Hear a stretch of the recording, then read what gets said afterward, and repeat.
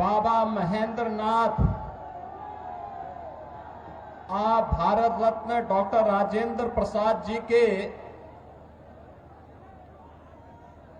ई गौरवशाली धरती पर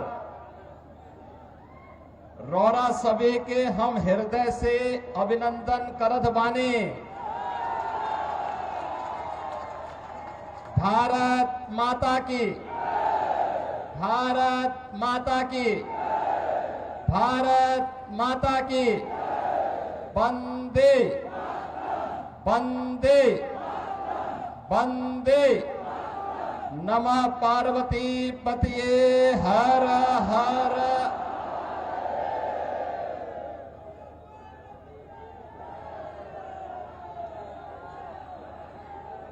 आज की इस चुनावी सभा में मंच पर उपस्थित सीवान की लोकप्रिय सांसद श्रीमती विजय लक्ष्मी देवी जी, भारतीय जनता पार्टी के जिला के अध्यक्ष श्री राहुल तिवारी जी, जिलाध्यक्ष जदयू श्री चंद्रकेतु सिंह जी, जिलाध्यक्ष लोजपा श्री महादेव पासवान जी, भारतीय जनता पार्टी के राष्ट्रीय मंत्री श्री अरविंद मेनन जी, उत्तर प्रदेश विधानसभा के सदस्य श्री आकाश सक्सेना जी, पूर्व सांसद श्री ओम प्रकाश यादव जी, भारतीय जनता पार्टी के वरिष्ठ नेता श्री जितेंद्र स्वामी जी, पूर्व मंत्री श्री विक्रम कुंवर जी, विधान परिषद के पूर्व सदस्य श्री मनोज कुमार सिंह जी, पूर्व विधायक रमेश सिंह कुशवाहा जी, अजय सिंह जी, अनिता कुशवाहा जी, संगीता यादव जी और भारी संख्या में रघुनाथपुर और दरौली विधानसभा क्षेत्र से जुड़े हुए सभी मेरे उपस्थित बहनों और भाइयों, मैं सबसे पहले इस पावन धरा को कोटि कोटि नमन करते हुए आप सभी का मैं अभिनंदन करता हूं। बहनों और भाइयों, मैं जैसे इस धरती पर आया हूं, इंद्रदेव की बड़ी कृपा होने लग गई और बहुत ऐसे लग रहा है जैसे इंद्र भगवान भी पुष्पों की वर्षा करके सीवान जनपद की सभी सीटों को एनडीए को जिताने के लिए अपना आशीर्वाद बरसा रहे हैं। बहनों और भाइयों, जब मैं बिहार में आता हूं तो मुझे बिहार की गौरवशाली परंपरा का स्मरण हो आता है। बिहार की धरती हम सबके लिए ज्ञान की धरती है, भक्ति की धरती है, शक्ति की धरती है, शांति और क्रांति की धरती है। जिस धरती ने उत्तर प्रदेश की धरती से आने वाले महात्मा बुद्ध को ज्ञान प्रदान किया हो, जिस धरा ने भारत के गौरवशाली इतिहास में एक नया अध्याय जोड़ते हुए नालंदा विश्वविद्यालय दिया हो, जिस धरती ने महावीर भगवान महावीर जैन को जन्म दिया हो, जिस धरा ने चाणक्य दिया हो, जिस धरती ने डॉक्टर राजेंद्र प्रसाद, श्री जयप्रकाश नारायण, बाबू जगजीवन राम और कर्पूरी ठाकुर जैसी विभूतियों को जन्म दिया हो, वे कौन लोग थे? इस गौरवशाली धरा को के सामने, यहां के नौजवानों के सामने उन्होंने पहचान का संकट खड़ा किया। बहनों और भाइयों, ये चुनाव उन्हीं लोगों के खिलाफ एक लड़ाई है, वर्तमान पीढ़ी को बताने की एक लड़ाई कि पिछले 20 वर्ष में एनडीए की नीतीश कुमार जी के नेतृत्व की सरकार ने प्रधानमंत्री मोदी जी के मार्गदर्शन में जो उपलब्धियां हासिल की है, ये नया बिहार है, जो बिहार अपने गौरवशाली अतीत के लिए जाना जाता है। उसी गौरवशाली अतीत के साथ बिहार को, वर्तमान बिहार को जोड़ने की इस यात्रा जो 2005 के पहले धूमिल हो चुकी थी, पहचान के संकट के दौर से गुजर रही थी, उसी बिहार को पुनः उसकी प्रतिष्ठा दिलाने के लिए डबल इंजन की सरकार वर्तमान में कार्य कर रही है। बहनों और भाइयों, मुझे आश्चर्य हुआ जब मैं रघुनाथपुर में आया और रघुनाथपुर में आकर के मैंने देखा कि आरजेडी ने यहां से जो प्रत्याशी दिया है वो अपनी खानदानी आपराधिक पृष्ठभूमि के लिए इस पूरे क्षेत्र नहीं, देश और दुनिया में कुख्यात रहा है। नाम भी देखो ना, जैसा नाम वैसा काम, जैसा नाम वैसा काम। और बहनों और भाइयों, इसीलिए तो मैं कहता हूं, हमने यूपी के अंदर एक बात कही कि भाई देखो, अपराध और अपराधियों के प्रति जीरो टॉलरेंस, और जीरो टॉलरेंस के तहत आज आप देख रहे होंगे आरजेडी और उनके लोग आज भी अयोध्या में श्री राम जन्मभूमि पर भगवान राम के मंदिर का विरोध कर रहे हैं। सीतामढ़ी और उसके आसपास के क्षेत्र में मां जानकी के भव्य मंदिर के निर्माण और कॉरिडोर के विकास के लिए किए जाने वाले कार्य का विरोध कर रहे हैं। ये आरजेडी के लोगों को बताना चाहिए,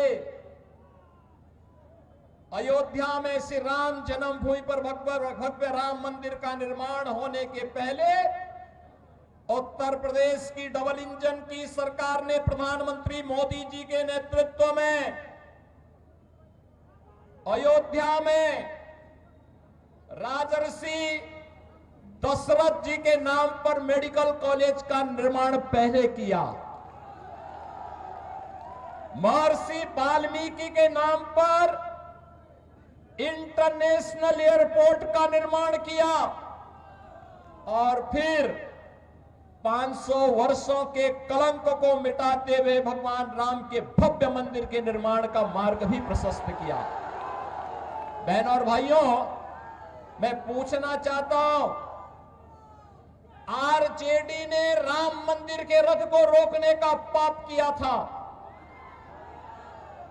आरजेडी ने पाप किया था। कांग्रेस कहती थी कि राम तो हुए ही नहीं, इनका पार्टनर समाजवादी पार्टी उत्तर प्रदेश में राम भक्तों पर गोलियां चलाती है,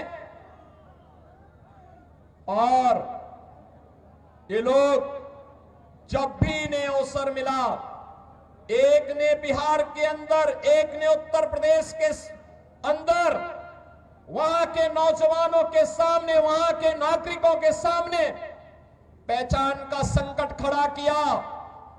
लेकिन बहनों और भाइयों, डबल इंजन की एनडीए की सरकार अब पहचान के संकट के लिए मोहताज नहीं। हर बिहारी आज अपने गौरव के साथ सीना तान करके देश और दुनिया के अंदर जाता है, अपनी पहचान को प्रस्तुत करता है। अब बिहार में क्या नहीं है? अब बिहार में सब्बा, अच्छी सड़कें हैं और हम लोगों ने 6100 करोड़ रुपए की लागत से अयोध्या धाम को सीधे सीतामढ़ी से जोड़ने के लिए राम जानकी मार्ग के निर्माण के काम को भी युद्ध स्तर पर आगे बढ़ाया है। आज बिहार में एयरपोर्ट है, मेडिकल कॉलेजेज हैं, इंजीनियरिंग कॉलेजेज हैं और आज बिहार में पलायन नहीं, आज यहां पर प्रगति के नए नए प्रतिमान स्थापित करने की दिशा में बिहार आगे बढ़ा है। गरीब कल्याणकारी योजनाओं का लाभ गरीबों को मिल रहा है। अराजकता पैदा करने वालों के खिलाफ जीरो टॉलरेंस की नीति के तहत ये डबल इंजन की सरकार नीतीश जी के नेतृत्व में कार्य कर रही है। और बहनों और भाइयों, जो बाकी बच जाता है यूपी का बुलडोजर उसको पूरा कर लेता है। और मैं तो आप सबसे यही कहने के लिए आया हूं, एनडीए यहां पर सभी नेताओं ने प्रधानमंत्री मोदी जी के नेतृत्व में, उनके मार्गदर्शन में, नीतीश जी के नेतृत्व में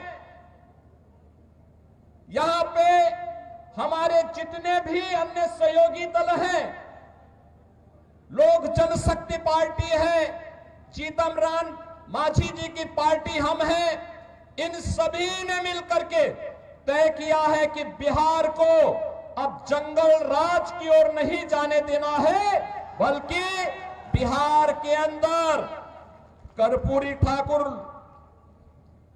बाबू जगजीवन राम, डॉक्टर राजेंद्र प्रसाद जी और जयप्रकाश जी की विरासत को आगे बढ़ाते हुए एक जन राज के रूप में बिहार को आगे बढ़ा करके यहां की एक एक व्यक्ति की आवाज को सरकार तक पहुंचाने की सरकार फिर से यहां पर बनानी है।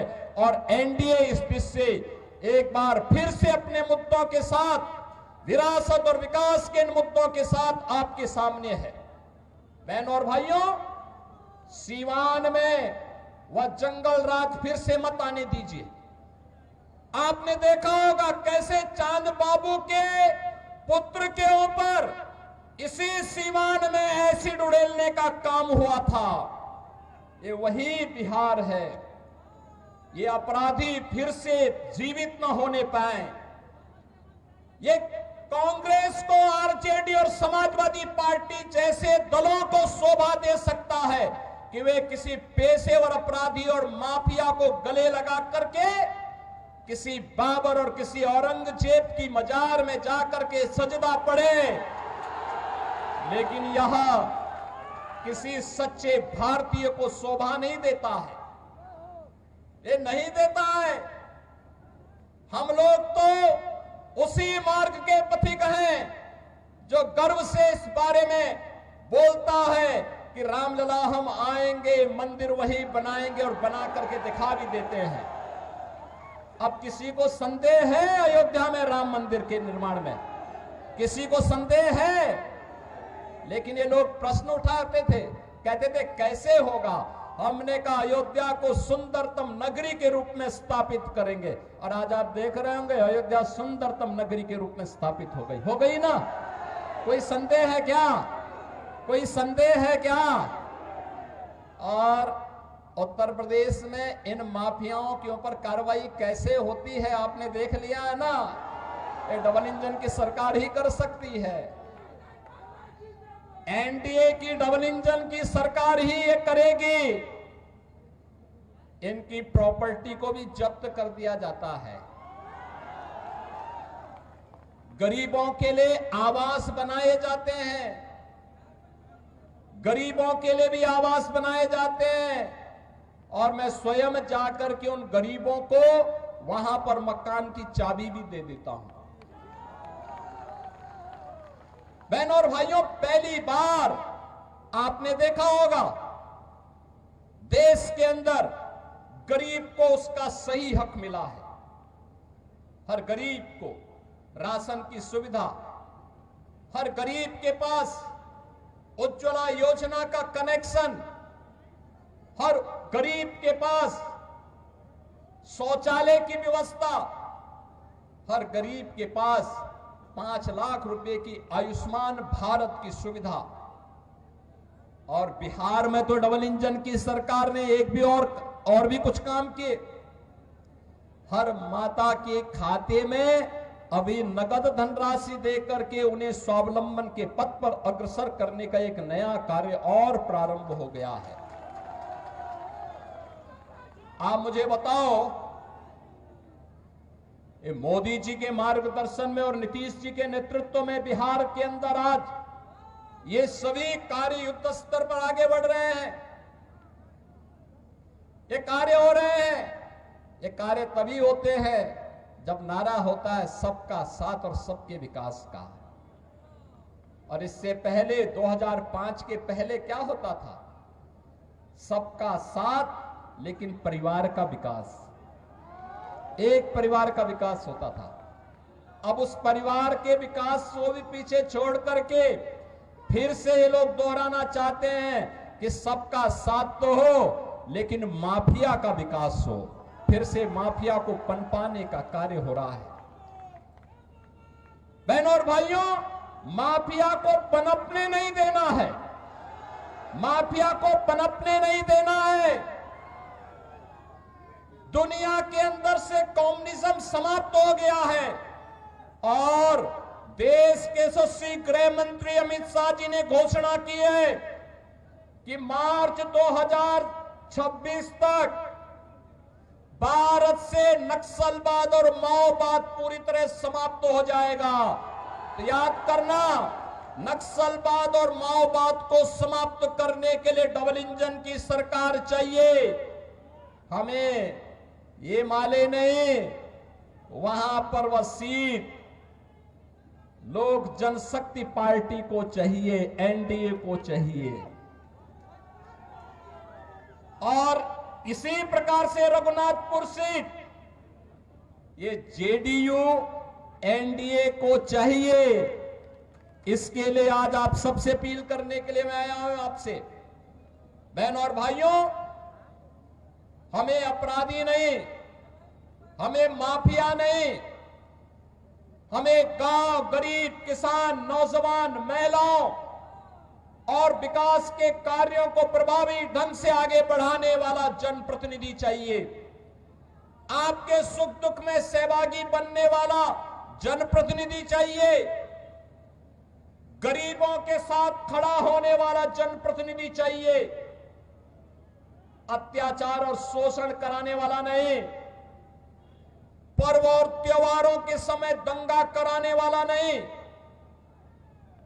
आस्था के साथ खिलवाड़ करने वाला व्यक्ति नहीं, बल्कि विकास के प्रति ईमानदारी के साथ कार्य करने वाला व्यक्ति हो। और इस दिशा से एनडीए ने जेडीयू के प्रत्याशी के रूप में नंबर भी है 108 रघुनाथपुर।